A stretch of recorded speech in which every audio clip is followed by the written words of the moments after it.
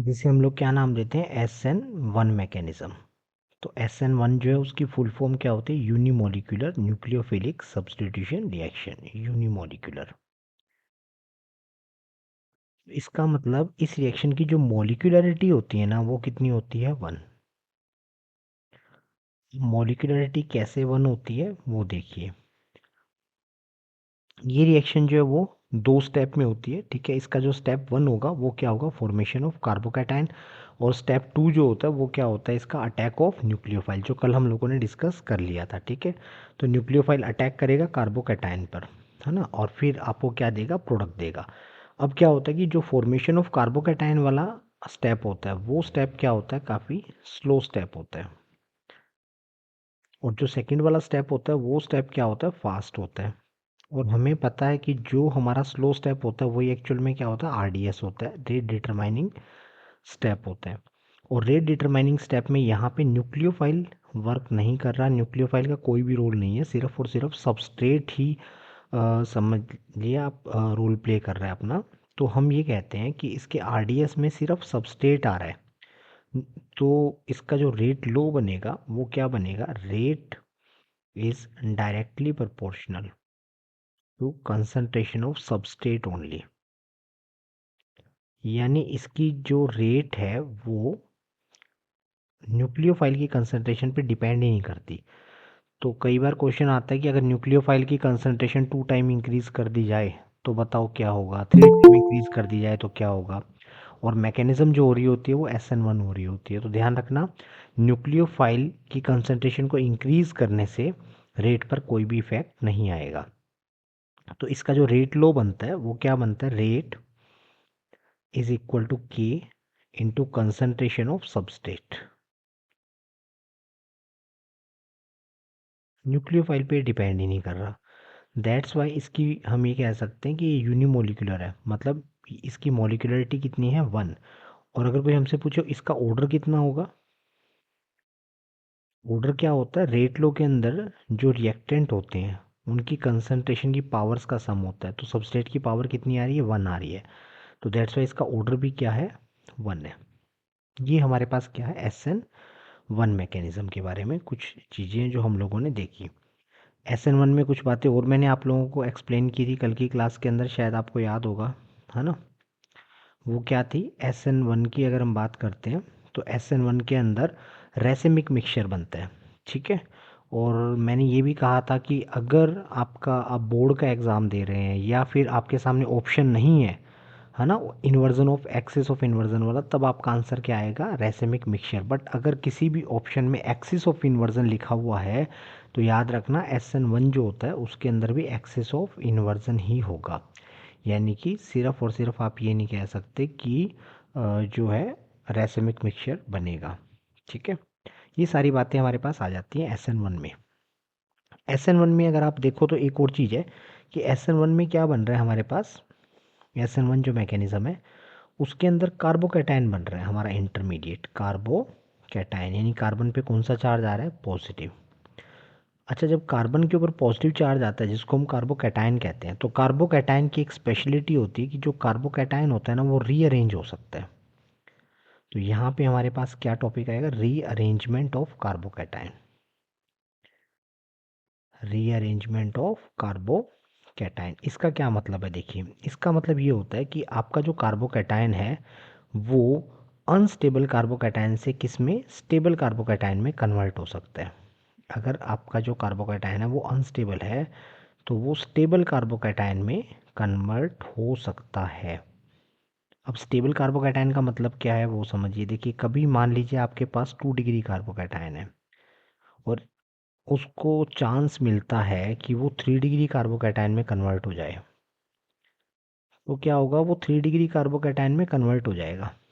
क्योंकि 2 degree carbocation क्या है, कम स्टेबल होता है, और 3 डिग्री कार्बोकैटायन क्या होता है, ज़्यादा स्टेबल होता है। और इसका रीज़न आई थिंक सभी को पता ही है कि 3 डिग्री कार्बोकैटायन क्यों ज़्यादा स्टेबल होता है, क्योंकि वहाँ पे 3 एल्काइल ग्रुप जुड़े हुए हैं जिनका +I इफेक्ट होता है। तो कहने का मतलब हुआ कि अगर कभी आपकी रिएक्शन में 2 डिग्री कार्बोकैटायन बन रहा है तो वो 3 डिग्री कार्बोकैटायन में कन्वर्ट हो सकता है। कैसे कन्वर्ट होगा, क्या मेथड है, और चांस का क्या मतलब है। मैंने आपको यहाँ पे कहा कि अगर 2 डिग्री कार्बोकैटायन जो है उसको चांस मिलता है कि वो 3 डिग्री कार्बोकैटायन में कन्वर्ट हो जाए, तो फिर वो कन्वर्ट हो सकता है। तो पहली बात तो यहाँ समझो चांस का क्या मतलब है। चांस का मतलब है ये कार्बोकैटायन होता है ना, ये 1 2 शिफ्ट करता है। क्या करता है? 1 2 शिफ्ट। 1 2 शिफ्ट का क्या मतलब है देखिए, सपोज मेरे पास एक रिएक्शन लिखता हूँ मैं यहाँ पे CH3, यहाँ पे आ रहा है CH3, और यहाँ पे भी है हमारे पास H, और यहाँ पे है हमारे पास CH और ये Cl, और इधर मैंने लगा रखा है CH3। सपोज मेरे पास ये रिएक्शन है और मैं इसकी रिएक्शन कर रहा हूँ किसके साथ? H2O के साथ, करेक्ट। तो H2O हमारा क्या है? ये H2O हमारा वीक न्यूक्लियोफाइल है, और मैंने आपको जैसे कल समझाया था जो स्ट्रॉन्ग न्यूक्लियोफाइल होते हैं वो प्रेफर क्या करते हैं? SN2 को, जबकि जो वीक न्यूक्लियोफाइल होते हैं वो SN1 को प्रेफर करते हैं। तो ये मैकेनिज्म तो कौन सी होने वाली है? SN1। और H2 यहाँ पे अटैक करेगा, और H2 अटैक करेगा, बाद में HCl निकल जाएगा, तो अल्टीमेटली क्या होगा? ये बॉन्ड टूटेगा और हमें पता है OH जुड़ेगा, ठीक है। तो SN1 मैकेनिज्म में जैसे ही ये वाला बॉन्ड टूटेगा तो ये वाला जो कार्बन है, इस कार्बन पे कौन सा चार्ज आ जाएगा? Positive charge. तो हम एक बार कार्बोकैटायन बनाते हैं, अगर ये Cl यहाँ से निकलता है एज ए लिविंग ग्रुप, तो हमें कौन सा कार्बोकैटायन मिलेगा? CH3, CH3, यहाँ पे हमारे पास आ जाएगा H, और यहाँ पे फिर अगर हम देखेंगे तो CH, और यहाँ पे क्या आ जाएगा? Positive charge. और यहाँ अगर हम देखते हैं तो ये बनेगा आपका CH3, ठीक है। ये कार्बोकैटायन बना। अब अगर आप देखें तो ये वाला जो कार्बोकैटायन है ना, ये कितना डिग्री कार्बोकैटायन है? ये 2 डिग्री कार्बोकैटायन है। कितना डिग्री कार्बोकैटायन है? 2 डिग्री कार्बोकैटायन है। अब हमें क्या देखना है? हमें ये देखना है कि इसका एडजेसेंट इसका एडजेसेंट मतलब बिल्कुल साथ वाला कार्बन, मतलब अगर आप इसको 1 नंबर कहते हो तो 2 नंबर वाला कार्बन, जैसे एक तो 2 नंबर वाला ये हो गया, और एक इसके साथ 2 नंबर वाला कौन सा होगा? ये कार्बन। देखिए, एक तो 2 नंबर कार्बन ये हो गया, और एक 2 नंबर कार्बन ये हो गया, ठीक है। ये दोनों ही 2 नंबर कार्बन है। तो आपको ये देखने हैं कि क्या 2 नंबर कार्बन पर अगर ये पॉजिटिव चार्ज आता तो क्या वो 3 डिग्री कार्बोकैटायन होता या इससे ज़्यादा स्टेबल कार्बोकैटायन होता? तो हमें समझ में आ रहा है इसका तो कोई मतलब नहीं है कि अगर यहाँ इस 2 नंबर कार्बन पे पॉजिटिव चार्ज आता तो वो 1 डिग्री कार्बोकैटायन बनता, तो ये तो ज़्यादा स्टेबल नहीं होता। लेकिन अगर इस कार्बन को आप देखो तो ये कार्बन कितना डिग्री कार्बन है? ये वाला कार्बन आपका 1 2 और ये 3, 3 कार्बन से जुड़ा हुआ है, मीन्स ये वाला जो कार्बन है ना वो आपका 3 डिग्री कार्बन है। तो इसका मतलब अगर इस 2 नंबर कार्बन पे पॉजिटिव चार्ज आ जाता तो वो आपका क्या होता? 3 डिग्री कार्बोकैटायन होता। और 3 डिग्री कार्बोकैटायन जो होता है वो क्या होता है? ज़्यादा स्टेबल होता है। किससे ज़्यादा स्टेबल होता है? 2 डिग्री कार्बोकैटायन से ज़्यादा स्टेबल होता है। तो ये पॉसिबल होगा कि ये जो आपका 2 डिग्री कार्बोकैटायन जो बना है ये 3 डिग्री कार्बोकैटायन बनाएगा, यानी चेंज हो जाएगा। अब ये चेंज कैसे होता है वो आपको समझना है। 2 डिग्री से 3 डिग्री या हाई स्टेबिलिटी कैसे गेन करता है? तो उसके दो तरीके होते हैं इसके पास। एक होता है जिसको आप लोग कहते हो हाइड्राइड शिफ्ट, एक होता है जिसे हम लोग कहते हैं मिथाइल शिफ्ट। हाइड्राइड शिफ्ट, और दूसरा क्या होता है जिसे हम कहते हैं मिथाइल शिफ्ट। मिथाइल शिफ्ट, एक फिनाइल शिफ्ट भी होता है, बट रेयर होता है, बट होता है। थर्ड मेथड क्या है हमारे पास? Phenyl shift. क्या मीनिंग होता है अभी मैं आपको एक्सप्लेन कर देता हूँ। देखिए क्या होगा, ये वाला जो H है 2 नंबर कार्बन पे, ये जो H लगा हुआ है जिसको मैं रेड कलर से शो कर रहा हूँ, है ना, मैं हाईलाइट कर देता हूँ इस, ये जो आपका H है,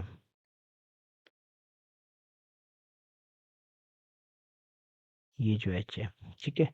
ये वाला जो H होगा ना, इस H का बॉन्ड, कार्बन और H का बॉन्ड ना ब्रेक हो जाएगा, और जैसे ही बॉन्ड ब्रेक होगा सेम उसी टाइम पे क्या होगा फिर आपका ये बॉन्ड टूट गया। ये बॉन्ड जैसे ही टूटा तो ये जो H होगा ना ये माइग्रेट हो जाएगा as a hydride ion. Hydride ion मतलब माइनस, माइनस का मतलब क्या हुआ? ये इस बॉन्ड के इलेक्ट्रॉन को लेके जाएगा, और जैसे ही H इस बॉन्ड के इलेक्ट्रॉन को लेके जाएगा तो ये एज अ हाइड्राइड क्या होगा? यहाँ से सेपरेट होगा, और सेपरेट होने के बाद ये इस कार्बन पे जाके जुड़ जाएगा। तो कहने का मतलब हुआ कि ये जो H है ना, ये यहाँ से निकल गया और 1 नंबर कार्बन पे जाके जुड़ गया। जैसे ही 1 नंबर कार्बन पे जाके जुड़ा तो जो 1 नंबर कार्बन है उसके बॉन्ड्स कंप्लीट हो जाएंगे, है ना, क्योंकि यहाँ CH2 बन जाएगा। इसका मतलब 1 नंबर कार्बन की वैलेंसी कंप्लीट हो जाएगी, बट 2 नंबर कार्बन जो है उसकी वैलेंसी इनकम्प्लीट हो जाएगी। तो ये जो पॉजिटिव चार्ज है ना, वो माइग्रेट करके कहाँ जाएगा, ये 2 नंबर कार्बन पे आ जाएगा। तो जैसे ही हमें ऐसा मिलेगा तो हम कह सकते हैं कि हमें कुछ ऐसा मिल रहा है। देखिए CH3, यहाँ पे C हो जाएगा, यहाँ पे CH3, इस कार्बन का H निकल चुका है, इसलिए इस कार्बन की वैलेंसी अब इनकम्प्लीट है, तो यहाँ आ गया पॉजिटिव चार्ज। और ये हमारा था 1 नंबर कार्बन जो भी मैं ड्रॉ कर रहा हूँ।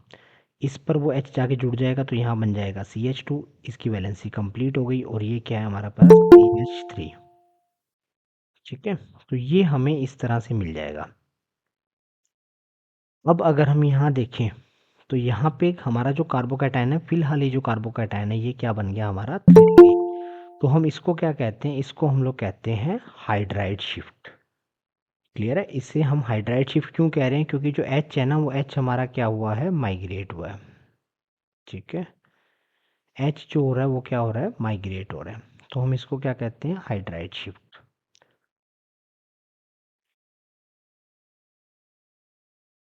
इसका मीनिंग क्या हुआ, इसका मीनिंग हुआ ये हमने हाइड्राइड शिफ्ट देखा।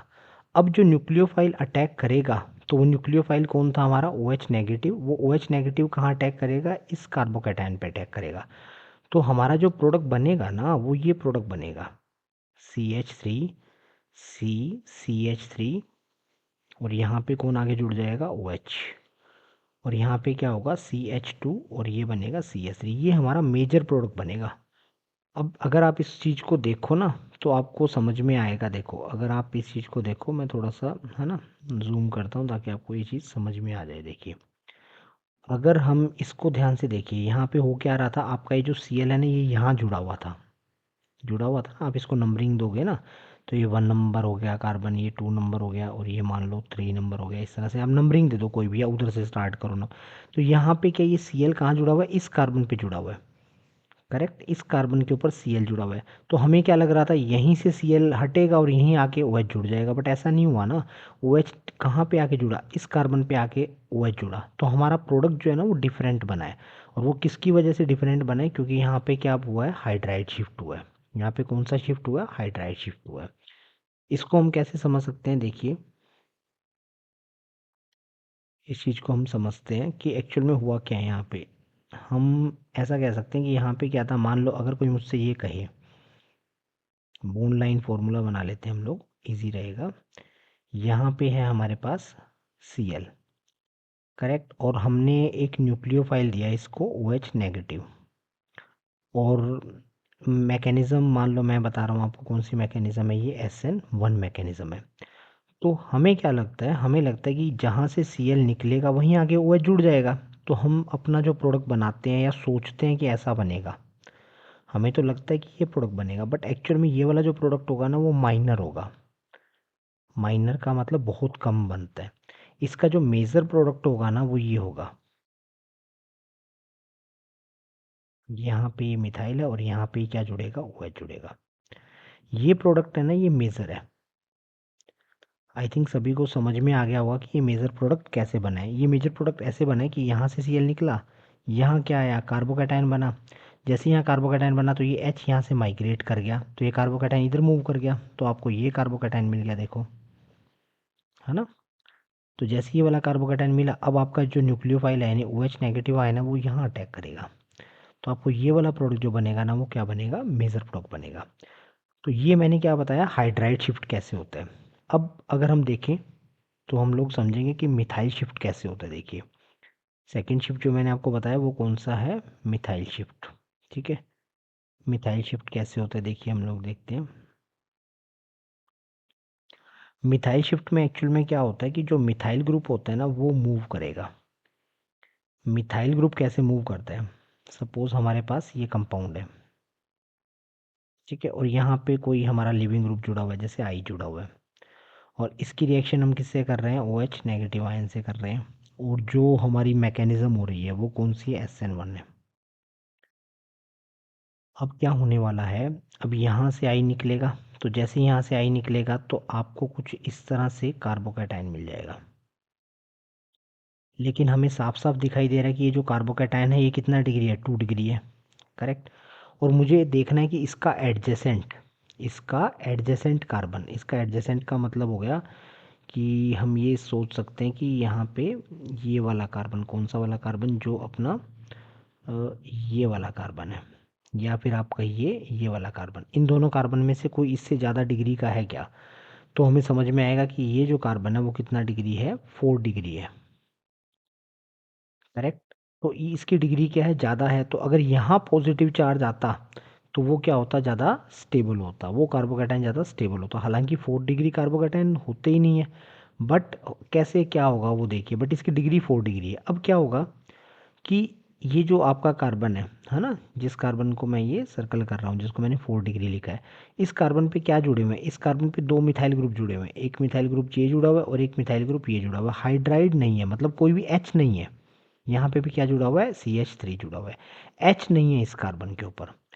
एच नहीं है तो हाइड्राइड शिफ्ट तो हो ही नहीं सकता। तो क्या होगा, कोई सा भी एक जो मिथाइल होगा ना वो लीव करेगा, और वो मिथाइल जो होगा वो कहाँ आके जुड़ जाएगा, इस कार्बोकैटायन वाले कार्बन पे आके जुड़ जाएगा। तो ये जो पॉजिटिव चार्ज है माइग्रेट करके यहाँ आ जाएगा। तो आपको कुछ इस तरह से मिल जाएगा, यहाँ पे आ गया पॉजिटिव चार्ज और यहाँ पे आके जुड़ गया वो मिथाइल, और इसे हम क्या नाम देते हैं, मिथाइल शिफ्ट। इसको हम मिथाइल शिफ्ट कहते हैं। तो अगर हाइड्राइड अगर जाता है तो उसे हम हाइड्राइड शिफ्ट कह देंगे, और अगर मिथाइल ट्रांसफ़र होता है, मिथाइल जो ग्रुप होता है वो माइग्रेट करता है, तो हम उसे क्या कह देंगे, मिथाइल शिफ्ट कह देंगे। याद रखिएगा ये जितने भी शिफ्ट होते हैं ये हमेशा 1 2 होते हैं। 1 2 का मतलब ये जो मिथाइल ग्रुप है ना, बस ये साथ वाले कार्बन पे ही मूव करके जा सकता है। ऐसा नहीं है कि अगर मैं ऐसे करूँ, सपोज़ सपोज़ मेरे पास यहाँ पे ये मिथाइल ग्रुप है और मेरा पॉजिटिव चार्ज यहाँ है, तो ऐसा नहीं हो सकता कि ये मिथाइल ग्रुप यहाँ से माइग्रेट करके यहाँ आ जाए, ऐसा पॉसिबल नहीं है। हाँ, जो मिथाइल ग्रुप होगा या हाइड्राइड ग्रुप होगा, जो भी होगा, वो एडजेसेंट कार्बन पे जा सकते हैं, बस यहाँ तक मूव कर सकते हैं, उससे आगे नहीं जाते। क्लियर हो गया। तो हम इसे क्या कहते हैं, मिथाइल शिफ्ट। तो हम इसे कहते हैं ये 1 2 शिफ्ट होते हैं, चाहे मिथाइल हो चाहे हाइड्राइड हो। उसके बाद एक होता है जिसको हम लोग बोलते हैं फिनाइल शिफ्ट। फिनाइल शिफ्ट का क्या मतलब होता है वो देखिए। मान लीजिए यहाँ पे हमारे पास फिनाइल रिंग है, करेक्ट, और इधर देखें तो यहाँ पे भी हमारे पास क्या है, एक फिनाइल रिंग जुड़ी हुई है, और यहाँ पे देखेंगे तो यहाँ पे भी हमारे पास एक फिनाइल रिंग जुड़ी हुई है। ठीक है। और यहाँ पे आपका कार्बोकैटायन जनरेट हो गया। मान लो Cl था, वो Cl निकल गया, तो इस कार्बन पे कार्बोकैटायन जनरेट हो गया। अब आपको देखना है जो एडजेसेंट कार्बन है, कार्बोकैटायन वाला एडजेसेंट कार्बन, मतलब इस कार्बन की मैं बात कर रहा हूँ। इस कार्बन पे ना तो हाइड्राइड है ना ही मिथाइल है, तो फिर क्या होगा, ये जो फिनाइल ग्रुप है ना, ये फिनाइल ग्रुप माइग्रेट कर जाएगा। कहाँ माइग्रेट करके चला जाएगा, इस कार्बोकैटायन की साइड। तो यहाँ कार्बोकैटायन इस तरह से रीअरेंज हो जाएगा, तो आपको कुछ ऐसा मिल जाएगा। देखिए 1 2 3 4, 1 2 3 4। यहाँ पे क्या होगा कि एक फिनाइल ग्रुप तो यहाँ जुड़ा हुआ है और एक फिनाइल ग्रुप यहाँ जुड़ा हुआ है। ठीक है। और यहाँ क्या आ जाएगा, पॉजिटिव चार्ज, और जो फिनाइल माइग्रेट होके गया था वो यहाँ आ जाएगा। अब आपको लगेगा सर ऐसे करने से क्या हुआ, ऐसा करने से ये हुआ कि अब ये वाला जो नया कार्बोकैटायन बना है ये ज़्यादा क्या है, स्टेबल, क्योंकि कॉन्जुगेशन के थ्रू ये दो दो बेंजीन रिंग पे क्या हो सकता है, डिस्पर्स हो सकता है। तो इसकी स्टेबिलिटी क्या है, ज़्यादा है। तो मैंने क्या बताया कि जो लो स्टेबिलिटी वाला कार्बोकैटायन है वो हाई स्टेबिलिटी वाले कार्बोकैटायन में कन्वर्ट हो सकता है। और उसके 3 तरीके होते हैं, एक होता है हाइड्राइड शिफ्ट, दूसरा होता है जिसको हम लोग कहते हैं मिथाइल शिफ्ट, और तीसरा होता है जिसको हम लोग कहते हैं फिनाइल शिफ्ट। इन तीनों तरीकों के थ्रू आपका जो ये कार्बोकैटायन है वो क्या हो सकता है, रीअरेंज हो सकता है। तो कार्बोकैटायन जिस जिस रिएक्शन में बनेगा उस रिएक्शन में वो रीअरेंज हो सकता है। तो ये जो कार्बोकैटायन है ना, ये कहाँ कहाँ बनता है समझिए। ये कार्बोकैटायन न्यूक्लियोफिलिक सब्स्टिट्यूशन में देखेंगे तो हम SN1 मैकेनिज्म में बनता है। अगर हम उसमें इलेक्ट्रोफिलिक इसमें देखेंगे, एडिशन में देखेंगे वहाँ पे, या एलिमिनेशन में देखिए, पहले एलिमिनेशन में बनेगा तो एलिमिनेशन में जो आपकी इवन मैकेनिज्म होती है वहाँ पे भी कार्बोकैटायन बनेगा। जहाँ जहाँ कार्बोकैटायन बनेगा, जिस जिस रिएक्शन में कार्बोकैटायन बनेगा, वहाँ वहाँ कार्बोकैटायन का रीअरेंजमेंट पॉसिबल होता है। तो ये जो बातें मैंने अभी आपको समझाई है ना, methyl shift, hydride shift, phenyl shift, ये इवन मैकेनिज्म में भी आएगा आगे और SN1 मैकेनिज्म में भी आएगा। और भी कहीं पे मान लो फुल फ्लैश कार्बोकैटायन बनता है तो सबके अंदर ये चीज़ें आती हैं। तो आई थिंक आप लोगों को रीअरेंजमेंट ऑफ कार्बोकैटायन समझ में आ गया। कभी कभी रिंग के अंदर भी रीअरेंजमेंट हो जाता है कार्बोकैटायन का। रिंग में कैसे होता है देखिए, हमें पता है जो 5 मेंबर्ड रिंग होते हैं उनसे ज़्यादा स्टेबल कौन से होते हैं, 6 मेंबर्ड रिंग। याद रखिएगा 6 मेंबर्ड रिंग जो होते हैं वो 5 मेंबर्ड रिंग से क्या होते हैं, ज़्यादा स्टेबल होते हैं। इवन जो 6 मेंबर्ड रिंग हुआ करते हैं वो 7 मेंबर्ड रिंग से भी ज़्यादा स्टेबल होते हैं। तो अपनी ऑर्गेनिक केमिस्ट्री में जो 6 मेंबर्ड रिंग होता है ना उसको सबसे ज़्यादा स्टेबल माना गया है। तो कभी अगर आपके पास 5 मेंबर्ड रिंग है और उसको चांस मिलता है कि वो 6 मेंबर में कन्वर्ट हो जाए तो वो हो जाएगा। 7 मेंबर रिंग है, उसको चांस मिल रहा है 6 मेंबर में कन्वर्ट होने का, वो भी हो जाएगा। बट अपोजिट नहीं हुआ करता, मतलब ऐसा नहीं होगा कि 6 मेंबर है वो 5 में कन्वर्ट नहीं होता, क्योंकि वहाँ स्टेबिलिटी कम है। 6 मेंबर रिंग जो है वो 7 में भी जनरली कन्वर्ट नहीं होता, क्योंकि वहाँ पे स्टेबिलिटी कम है। जैसे अभी अपने ने देखा 2 डिग्री कार्बोकैटायन जो होता है ना वो आपका 3 डिग्री कार्बोकैटायन में कन्वर्ट हो सकता है, क्योंकि स्टेबिलिटी क्या हो रही है, ज़्यादा हो रही है। लेकिन आप चाहो कि 3 डिग्री कार्बोकैटायन है वो 2 में हो जाएगा, नहीं, क्योंकि वहाँ पे स्टेबिलिटी क्या हो रही है, कम हो रही है। अब ये कैसे होता है, रिंग एक्सपेंशन कैसे होता है कार्बोकैटायन के थ्रू, वो हम लोग देखेंगे। वो हमारे पास क्या आएगा, रिंग एक्सपेंशन कैसे करते हैं हम लोग। रिंग एक्सपेंशन किसके थ्रू, कार्बोकैटायन के रीअरेंजमेंट के थ्रू करेंगे हम लोग। तो कार्बोकैटायन का जो हम रीअरेंजमेंट करेंगे उसके अंदर रिंग भी कभी कभी एक्सपेंड हो जाता है ना। रिंग एक्सपेंशन होगा कार्बोकैटायन के रीअरेंजमेंट के थ्रू। रीअरेंजमेंट के तरीके जो लगाएंगे बस वो 3 ही लगाएंगे, एक तो हमारा हाइड्राइड शिफ्ट, एक मिथाइल शिफ्ट और एक फिनाइल शिफ्ट। और आपको ध्यान ये रखना है कि अगर कभी हाइड्राइड भी हो सकता होगा और मिथाइल भी हो सकता होगा, दोनों हो सकते होंगे, तो पहले आपको हाइड्राइड करवाना है, यानी हाइड्राइड प्रेफरेबल होता है। हाइड्राइड के बाद फिर आता है मिथाइल और फिर उसके बाद आता है फिनाइल।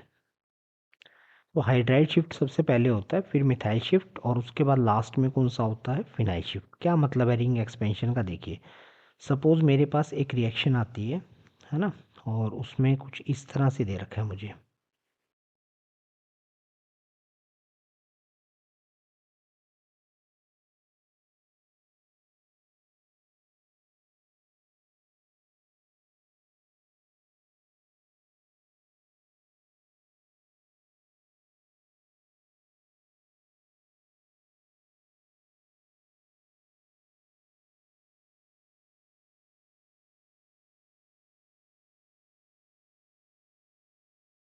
देखिए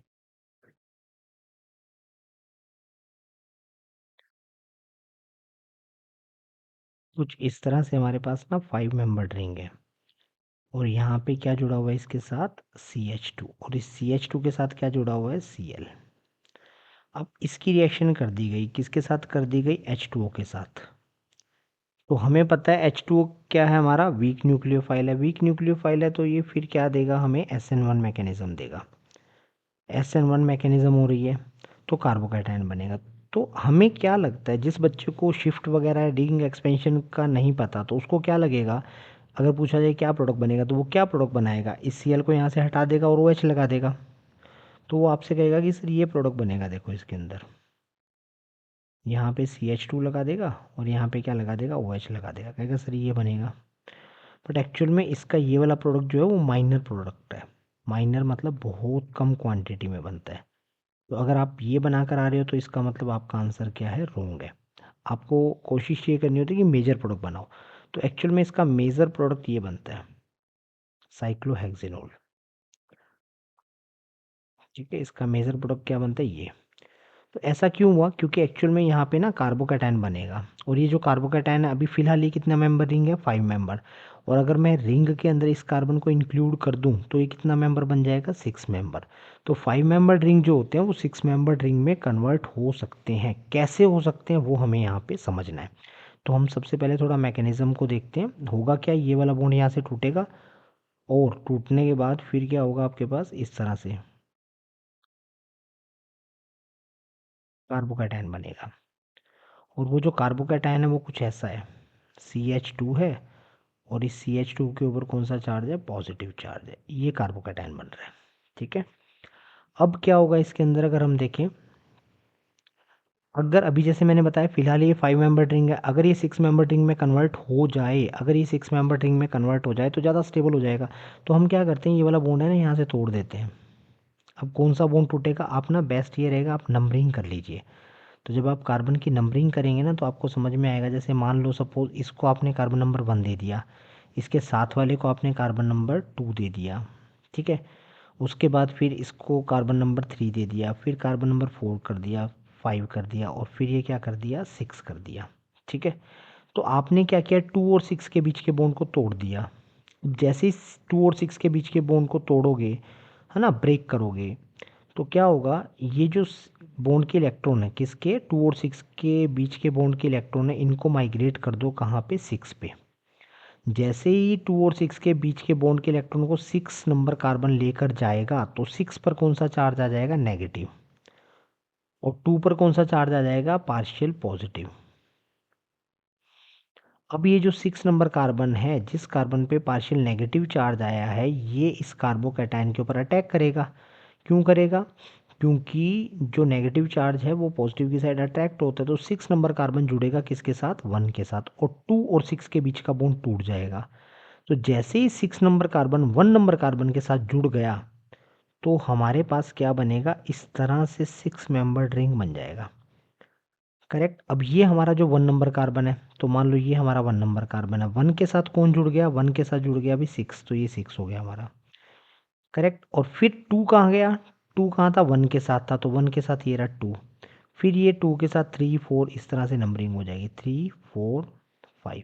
और ये पॉजिटिव चार्ज कहाँ आ जाएगा, ये पॉजिटिव चार्ज 2 नंबर कार्बन पे आ जाएगा। क्यों आ जाएगा, क्योंकि 6 नंबर वाला जो कार्बन है उसने तो 1 के साथ बॉन्ड ही बना लिया ना, और 6 ने अगर 1 के साथ बॉन्ड बना लिया तो 1 नंबर कार्बन जो था उसकी तो वैलेंसी पूरी हो गई, 6 वाले की भी पूरी हो गई। यानी ना तो 6 नंबर कार्बन को फ़र्क पड़ा, बेनिफिट किसको हो रहा है, 1 नंबर कार्बन को हो रहा है। तो ये जो आपका ये 2 नंबर कार्बन है ना, इसकी वैलेंसी इनकम्प्लीट रह जाएगी, क्योंकि यहाँ पे बॉन्ड क्या है, 2 और 6 के बीच का ब्रेक हो चुका है। तो इसका मतलब 2 नंबर कार्बन की वैलेंसी इनकम्प्लीट रहेगी, इसलिए ये पॉजिटिव चार्ज माइग्रेट करके कहाँ आ जाएगा, 2 नंबर कार्बन पे आ जाएगा। करेक्ट। इस तरह से एक आपका क्या हुआ, कार्बोकैटायन का रीअरेंजमेंट हुआ। इसको हमने नाम दिया रिंग एक्सपेंशन। एक्सपेंशन मतलब रिंग का क्या होना, एक्सपैंड होना। अब क्या होगा, यहाँ पे OH नेगेटिव जो होगा ना वो अटैक करेगा। कहाँ अटैक करेगा, 2 नंबर कार्बन पे अटैक करेगा। तो 2 नंबर कार्बन पे अटैक करेगा तो आपको क्या मिलेगा, साइक्लोहेक्सिनोल। यहाँ पे आके आपका OH जुड़ जाएगा। आपके मन में आ सकता है कि सर आपने तो देखो यहाँ जोड़ दिया, इससे कोई फ़र्क नहीं पड़ता। आप मेरी बात समझ रहे हो, साइक्लोहेक्सिनोल में यहाँ जोड़ो या यहाँ जोड़ो, ये सारे कार्बन एक जैसे हैं, कहीं पे भी जोड़ सकते हो, कोई फ़र्क नहीं पड़ेगा। कहीं पे भी अगर आप OH जोड़ते हो तो वो एक ही बात होती है। इन सभी कंपाउंड्स को हम क्या बोलते हैं, साइक्लोहेक्सिनोल। तो ये किसके थ्रू हुआ, ये तब पॉसिबल है जब यहाँ पे हमने क्या किया, रिंग एक्सपेंशन किया। और ध्यान ये रखना है, ये रिंग एक्सपेंशन क्यों हुआ, क्योंकि यहाँ पे कार्बोकैटायन बना। कार्बोकैटायन क्यों बना, क्योंकि यहाँ पे SN1 मैकेनिज्म थी। अगर यही क्वेश्चन आता और इसके अंदर स्पेशली मेंशन होता लाइक QH, अब QH क्या है हमारा, OH नेगेटिव देगा क्योंकि स्ट्रॉन्ग इलेक्ट्रोफाइल है, और OH नेगेटिव जो होता है वो क्या है, हमारा स्ट्रॉन्ग न्यूक्लियोफाइल है। तो जो स्ट्रॉन्ग न्यूक्लियोफाइल होगा वो तो किसको प्रेफर करेगा, वो प्रेफर करेगा SN कौन सी मैकेनिज्म को, 2 मैकेनिज्म को। करेक्ट। या स्पेशली उन्होंने मेंशन कर दिया कि SN2 मैकेनिज्म है, या कोई कंडीशन ऐसी बता दी जिससे पता लग रहा है कि SN2 मैकेनिज्म है। उस केस के अंदर क्या होता है, उस केस के अंदर आपका ये रीअरेंजमेंट आप नहीं दिखाते हो। क्यों नहीं दिखाते हो, क्योंकि कार्बोकैटायन बनता ही नहीं। उस केस में आपका प्रोडक्ट यही होगा, मतलब यहाँ पे CH2 और यहाँ पे क्या लगा दोगे, OH। बट ना आप एक बात याद रखना, मैं आपको एक ट्रिक समझा देता हूँ। अगर आपके सामने 4 ऑप्शन है, आपका जो रिएक्टेंट है वो 5 मेंबर्ड है, और आपके पास 4 ऑप्शन है, और 4 ऑप्शन में से एक ऑप्शन ऐसा है जिसके अंदर 6 मेंबर्ड रिंग बनाया हुआ है, तो 99% जो आपका आंसर होता है वो 6 मेंबर रिंग वाला होता है, क्योंकि वहाँ पे वो आपका ये कॉन्सेप्ट चेक करना चाह रहे होते हैं कि क्या आपको मालूम है कि रिंग एक्सपेंशन कैसे होता है। मतलब 1% होता है कि मतलब ये क्वेश्चन आने का चांस बड़ा ही कम है जिसमें वो SN2 देंगे, ऐसे रिंग बनाएंगे फिर SN2 देंगे, बहुत कम चांस है। ज़्यादातर वो क्या करते हैं SN1 ही देते हैं अगर ऐसा आएगा तो, क्योंकि वो ये चेक करना चाह रहे होते हैं कि क्या आपको रिंग एक्सपेंशन वाला कॉन्सेप्ट आता है क्या। क्लियर हुआ? तो 5 मेंबर से 6 मेंबर बनेगा। सिमिलरली हम एक क्वेश्चन करते हैं और आपको ना प्रोडक्ट का जस्ट नेम बताना होगा, ठीक है, कि प्रोडक्ट जो बनेगा ना वो क्या प्रोडक्ट बनेगा, या यूपीएससी नेम बताएंगे आप जस्ट। यहाँ पे है हमारे पास CH2 और यहाँ पे हमारे पास क्या है Cl, CH2Cl, ठीक है। और यहाँ पे मैंने जोड़ रखा है मिथाइल और इसकी रिएक्शन मैंने कर दी H2O के साथ। और स्पेशली मान लो मैंने मेंशन कर दिया अभी जो मैं मैकेनिज्म करवा रहा हूँ वो SN1 करवा रहा हूँ। आपको जो प्रोडक्ट आपका बन रहा है उस प्रोडक्ट का IUPAC नेम बताना है ना। मे बी IUPAC नेम में आप कंफ्यूज हो जाओ, तो मैं आपके सामने 4 ऑप्शन रख देता हूँ। आप चारों ऑप्शन में से कोई एक ऑप्शन बता देना। अपना प्रोडक्ट बनाइए, मैकेनिज्म जो है उसको देखिए कैसे होगी क्या बनेगा, और जो 4 ऑप्शन मैं दूंगा उनमें से जो भी आपको करेक्ट लग रहा है उस ऑप्शन का बता देना आप मुझे।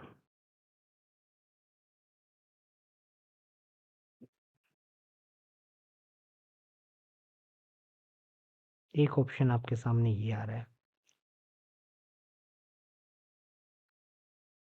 बी ऑप्शन आपके सामने ये आ रहा है,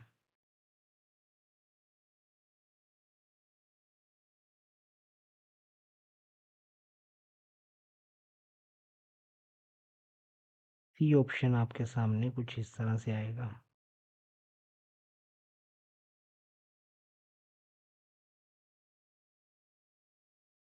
और डी ऑप्शन आएगा नन ऑफ दी अबव।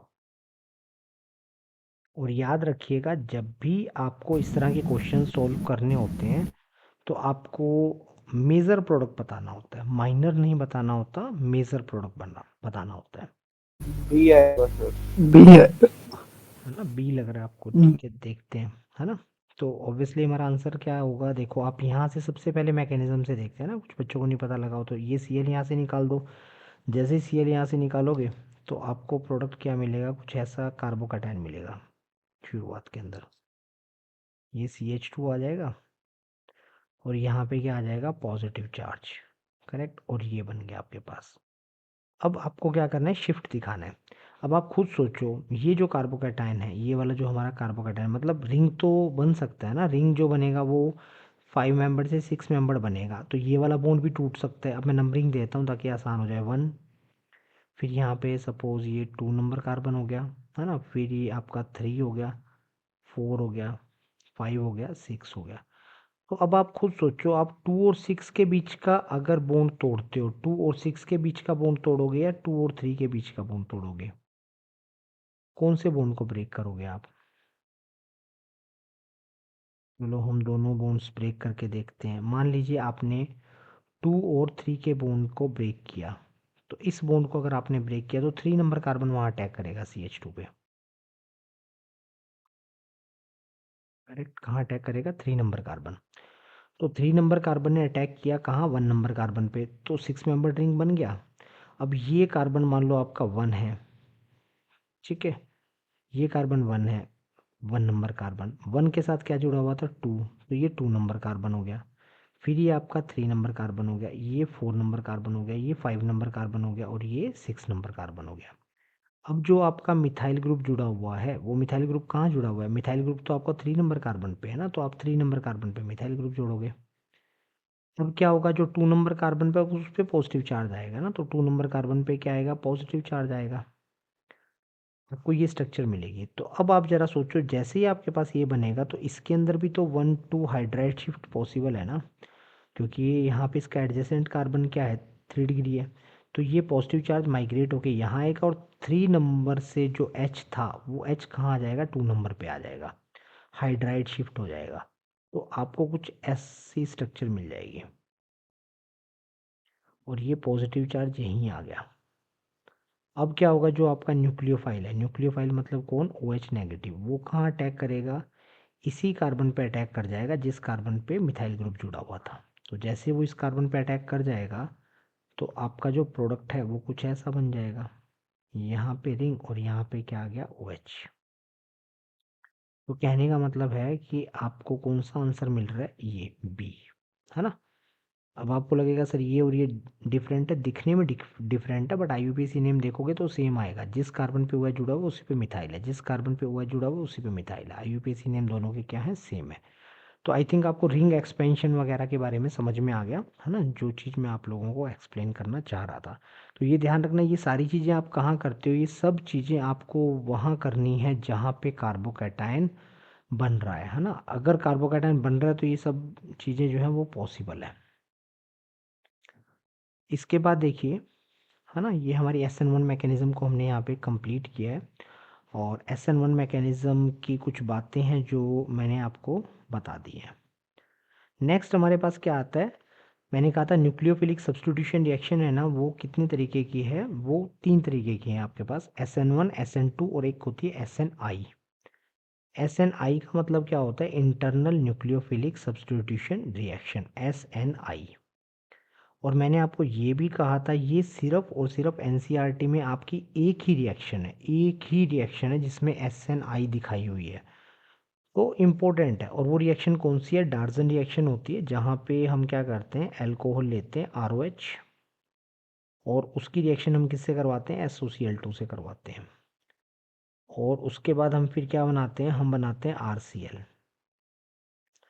और प्लस क्या बन जाता है, HCl, और उसके बाद फिर बन जाता है SOCl2, नहीं SO2 बनेगा, सॉरी SO2। तो क्या होता है कि SO2 बन जाएगा ना, और HCl और SO2 ये दोनों गैसियस होते हैं तो बाहर निकल जाते हैं, और RCl आपको लिक्विड होता है तो वो मिल जाएगा। तो आपका मेजर प्रोडक्ट जो होगा वो ईजी होता है, सेपरेट करना नहीं पड़ता। तो ये बेस्ट मेथड माना जाता है, अल्कोहल से अल्काइल हैलाइड गेट करने का ये अच्छा मेथड माना जाता है। क्यों, क्योंकि यहाँ पे बाई प्रोडक्ट गैसियस होते हैं तो वो निकल जाते हैं। तो इसकी जो मैकेनिज्म है ना वो SNI है। SNI कैसे होती है वो समझो। यहाँ पे क्या होता है, जैसे मान लो अब मैंने यहाँ ROH लिया था, अब R की वैल्यू जैसे मान लो आप ये रिंग रख दो, है ना, फिनाइल रिंग, जैसे इन्होंने रख दिया फिनाइल रिंग। अब इस फिनाइल रिंग के साथ एक जोड़ दिया इन्होंने कार्बन, और उस कार्बन के ऊपर क्या जुड़ा हुआ है, एक OH जुड़ा हुआ है, एक H जुड़ा हुआ है, और एक क्या जुड़ा हुआ है, CH3। और इस पे किसका अटैक करवा रहे हैं, SOCl2 का, है ना। और अल्टीमेटली हो क्या रहा है, Cl यहाँ पे आके जुड़ रहा है। अब देखो इसमें मेन चीज़ जो है ना वो क्या दिखाई गई है, यहाँ पे रिटेंशन ऑफ कॉन्फ़िगरेशन होता है। अब होता क्या है कि अगर इसकी मैकेनिज़्म देखो, समझिए, मैं आपसे कहता हूँ भाई यहाँ मैंने लिया अल्कोहल ROH, और इसकी रिएक्शन मैंने करवा दी SOCl2 के साथ, और मुझे मिल गया RCl, ठीक है। अब अगर मैं कहता हूँ ये जो RCl है इसके अंदर इन्वर्जन हो गया, अगर मैं कहता हूँ ये जो मेरा प्रोडक्ट है इसमें इन्वर्जन ऑफ कॉन्फ़िगरेशन हुआ है, तो कौन सी मैकेनिज्म हुई है, तो मैं बिल्कुल आराम से कह दूंगा भाई अगर इसमें इन्वर्जन हुआ है ना तो पक्का इसकी मैकेनिज्म क्या है, SN2 है। अगर मैं कहता हूँ नहीं भाई यहाँ पे तो ना रेसिमिक मिक्सचर बना है, अगर कोई मुझसे कहेगा यहाँ पे रेसिमिक मिक्सचर बन रहा है, रेसिमिक मतलब 50% इन्वर्जन वाला प्रोडक्ट बन रहा है और 50% रिटेंशन वाला प्रोडक्ट बन रहा है, तब मैकेनिज्म कौन सी होगी, मैं कह दूंगा SN1 हुई है। लेकिन जब इसकी मैकेनिज्म देखी गई है ना, ये जो रिएक्शन है इसका देखा गया, तो यहाँ पे ये जो RCl है ना इसमें सिर्फ और सिर्फ रिटेंशन होता है, सिर्फ और सिर्फ रिटेंशन होता है, मतलब इन्वर्जन होता ही नहीं। बात समझ में आ रही है, इन्वर्जन होता ही नहीं, तो ये तो एक नई मैकेनिज्म हो गई। क्या मतलब हुआ कि अगर ओनली इन्वर्जन होता तो मैकेनिज्म कौन सी होती, SN2। SN1 का मतलब क्या होता है, रेसिमिक मिक्सचर, रेसिमिक मिक्सचर का मतलब क्या है कि वहाँ रिटेंशन भी हो रहा है और एज वेल एज वहाँ पे क्या हो रहा है, इन्वर्जन भी हो रहा है। तभी तो 50% इन्वर्जन होता है, 50% रिटेंशन होता है ना, 50% फॉरवर्ड बैकवर्ड अटैक होते हैं, ये देखा था हमने SN1 में। तो SN1 होती है। बट ये तो कोई नई मैकेनिज्म आ गई, क्योंकि इसके अंदर सिर्फ और सिर्फ रिटेंशन हो रहा है, इन्वर्जन हो ही नहीं रहा। तो यहीं से समझ में आया था कि ये जो मैकेनिज्म है ना, ना तो ये SN1 है ना ही ये SN2 है, ये मैकेनिज्म तो समथिंग डिफरेंट है, जिसको क्या बोला गया, इंटरनल न्यूक्लियोफिलिक सब्स्टिट्यूशन रिएक्शन। समझते हैं हम लोग यहाँ पे क्या होता है। मान लो हमारे पास आर की वैल्यू ये है जो इसने दे रखी है ना, आर की वैल्यू इस तरह से दे रखी है। तो ये हमारे पास हुआ आर। और अब क्या होगा, SOCl2, SOCl2 है ना, इसकी स्ट्रक्चर देखो कुछ इस तरह से है। S जो है उसके पास क्या है, एक लोन पेयर ऑफ इलेक्ट्रॉन है। और O क्या है, डबल बॉन्डेड है, और यहाँ पे एक Cl जुड़ा हुआ है और एक Cl यहाँ जुड़ा हुआ है। ठीक है। अब क्या होगा, ये जो पाई बॉन्ड के इलेक्ट्रॉन है ये मूव कर जाएंगे किसकी तरफ, ऑक्सीजन की साइड। जैसे ही ऑक्सीजन की साइड मूव करेंगे तो जो सल्फर होगा ना उस पर पार्शियल पॉजिटिव चार्ज आ जाएगा। और जैसे ही सल्फर पे पार्शियल पॉजिटिव चार्ज आ जाएगा तो ये जो ऑक्सीजन है, ये ऑक्सीजन अपने lone pair of electron donate करना चाहेगा किसको, एस को, सल्फर को। और जैसे ही ऐसा होगा तो अगेन क्या होगा कि ये देखिए, ये इन्होंने ये मॉलिक्यूल ड्रॉ किया हुआ इस तरह से। यानी कि ये जो ऑक्सीजन है ना कोऑर्डिनेट बॉन्ड बनाएगा किसके साथ, सल्फर के साथ। तो आपके पास कुछ ऐसी स्ट्रक्चर मिल जाएगी, आर फिर ओ, फिर यहाँ पे ओ और एस के बीच में क्या है, एक कोऑर्डिनेट बॉन्ड बन रहा है। और जैसे ही ये बनेगा, और ओ के साथ एक एच है, और ओ पे कौन सा चार्ज आ गया, पॉजिटिव चार्ज आ गया। अगर ओ पे पॉजिटिव चार्ज आ जाता है इसका मतलब ओ जो है ना वो काफ़ी क्या हो गया आपका, अनस्टेबल हो गया, क्योंकि इलेक्ट्रोनेगेटिव एटम पे पॉजिटिव चार्ज जनरली नहीं आया करता। तो ये काफ़ी अनस्टेबल हो गया। अब क्या होगा, अब सीधी सी बात है, ये वाला बॉन्ड टूटेगा। कौन सा वाला बॉन्ड टूटेगा, एक बॉन्ड टूटेगा। कौन सा टूटेगा, ये वाला। ये जो Cl है, ये Cl इलेक्ट्रॉन लेके चला जाएगा। देखिए जैसे ही ऑक्सीजन ने अपने इलेक्ट्रॉन पेयर डोनेट किए है ना, वैसे ही क्या होगा, वैसे ही Cl अपने इलेक्ट्रॉन लेके यहाँ से निकल गया एज अ Cl नेगेटिव। तो आपको ये स्पीशीज मिल जाती है। और ये जो Cl नेगेटिव निकलता है ना, यही Cl नेगेटिव बैक साइड से जाके अटैक करता है। कहाँ से, देखो ये H को लेके जाएगा पहले, क्या निकल जाएगा, HCl। आपको अल्टीमेटली क्या मिल गया, इस तरह की स्ट्रक्चर मिल जाती है, ROSOCl। अब ये वाला जो Cl होगा कौन सा, नेक्स्ट वाला देखिए आप, ये Cl यहाँ पे जो जुड़ा हुआ है ना। अब आपको ये स्ट्रक्चर मिल गई जैसे। तो यहाँ देखिए ये वाला बॉन्ड जो होगा आपका ब्रेक हो जाएगा, है ना। और जैसे ये वाला बॉन्ड ब्रेक होगा तो आपको ये मिलेगा R पॉजिटिव, SO, दो ऑक्सीजन जुड़ गए और एक Cl। ये देखिए, अगर मैं इस बॉन्ड को तोड़ दूँ, ये वाला बॉन्ड टूट गया। आर पे कौन सा चार्ज आ गया, पॉजिटिव चार्ज आ गया। और इस ओ पे कौन सा चार्ज आ गया, नेगेटिव। तो ये क्या बन गया, SO2Cl बन गया ना। और आर पे पॉजिटिव आ गया, और ये जो Cl होगा ये इस आर पे अटैक कर देता है उसी साइड से। देखिए ये आर पॉजिटिव बना था, ये Cl है। ये Cl इस आर पे क्या करता है, अटैक करता है। जैसे ही Cl इस आर पे अटैक करेगा, ये जो कोई दिखा रखा है इन्होंने, है ना, तो अपने को क्या मिल जाएगा, RCl मिल जाएगा। यानी आर ने उसी साइड से अटैक किया जहाँ से आपका जो ये Cl है, उसने उसी साइड से आर पे अटैक किया जिस साइड से आपका लिविंग ग्रुप निकला था। तो जो RCl बनेगा ना, वहाँ पे सिर्फ और सिर्फ क्या होगा, रिटेंशन ऑफ कॉन्फ़िगरेशन होगा। करेक्ट। तो ये एक, आप ये समझो एक इम्पोर्टेंट मैकेनिज्म है जहाँ पे रिटेंशन हो रहा है। और इस मैकेनिज्म का नाम क्या है, दैट इज कोल्ड SN1 मैके, SNI मतलब इंटरनल। इसको इंटरनल क्यों बोला गया, क्योंकि ये जो इसका न्यूक्लियोफाइल है, न्यूक्लियोफाइल कौन है, Cl, ये इंटरनली अटैक कर रहा है, मतलब इस मॉलिक्यूल के अंदर ही है। आपका जो रिएक्टेंट है ना उसके अंदर ये रहा Cl। करेक्ट, ये इंटरनल अटैक कर रहा है, इसी के साथ जुड़ा हुआ है। देखो यहाँ पे आप, ये देखिए कौन से Cl ने अटैक किया, इस Cl ने अटैक किया ना। किसके ऊपर अटैक किया, इस कार्बन पे अटैक किया, इसी Cl ने तो किया। और ये जो Cl है ये इस पूरे मॉलिक्यूल का ही तो पार्ट था, इंटरनल पार्ट था। तो इसके इंटरनल पार्ट ने ही तो इस कार्बन के ऊपर अटैक किया। दैट्स वाई हम इसको क्या बोलते हैं, इंटरनल न्यूक्लियोफिलिक सब्स्टिट्यूशन रिएक्शन। तो आई थिंक आप लोगों को सबको ये क्लियर हुई होगी SNI मैकेनिज्म किसको कहते हैं। SNI क्लियर है, ठीक है। तो इसको हम लोग क्या कहते हैं, SNI।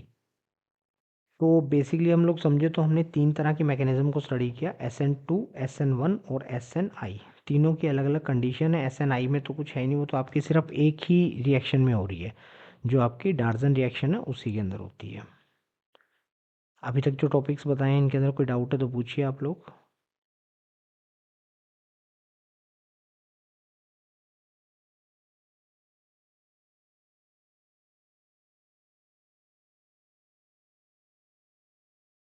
बताइए, कोई डाउट है क्या इसके अंदर। आई थिंक यहाँ तक का आपका पार्ट जो होगा वो क्लियर हो गया, ठीक है। तो ये हमने SN1, SN2 और SNI मैकेनिज्म, तीनों मैकेनिज्म देख लिए, ठीक है। कल की क्लास में हम एक तो न्यूक्लियोफिलिक सब्स्टिट्यूशन रिएक्शन जो है उसके सारे क्वेश्चंस करके देखेंगे, ठीक है। एनएसआर के क्वेश्चन करने का मतलब समझते हो आप, मतलब आपका एल्काइल हैलाइड वाला चैप्टर, एल्काइल हैलाइड वाला चैप्टर, और दूसरा चैप्टर कौन सा, एल्कोहल वाला। दोनों में ही आपकी जो है न्यूक्लियोफिलिक सब्स्टिट्यूशन रिएक्शन यानी एनएसआर यूज़ होती है। एल्काइल हैलाइड में तो क्या होता है, जो आपका आर एक्स होता है वो एक्स निकलता है और वहाँ पे कोई भी न्यूक्लियोफाइल आके जुड़ जाता है। और एल्कोहल में कहाँ होता है, ये एल्कोहल में आर ओ एच होता है और ये ओ एच निकलता है और उसकी जगह पे कोई ना कोई न्यूक्लियोफाइल आके जुड़ता है। तो इसका मतलब आपका हाफ चैप्टर एल्कोहल की रिएक्शन हो जाएंगी और हाफ चैप्टर आपके एल्काइल हैलाइड की रिएक्शन हो जाएगी, जहाँ जहाँ न्यूक्लियोफिलिक सब्स्टिट्यूशन रिएक्शन होती है। साथ के साथ ईथर के भी क्वेश्चन आ जाएंगे, क्योंकि ईथर में भी क्या हो सकता है, एनएसआर हो सकता है, ओ आर निकलेगा और कोई न्यूक्लियोफाइल आके जुड़ेगा, कोई भी न्यूक्लियोफाइल आके जुड़ जाएगा। तो इसका मतलब आपका एल्कोहल फिनोल ईथर वाला चैप्टर और एल्काइल हैलाइड वाला चैप्टर, इन दोनों चैप्टर में जहाँ जहाँ न्यूक्लियोफिलिक सब्स्टिट्यूशन रिएक्शन आएंगी वो सारी रिएक्शंस हम लोग कल देखने वाले हैं। उसके बाद फिर हम देखेंगे एलिमिनेशन रिएक्शन, जिसके 3 पार्ट होते हैं, E1 E2 और E1 CB।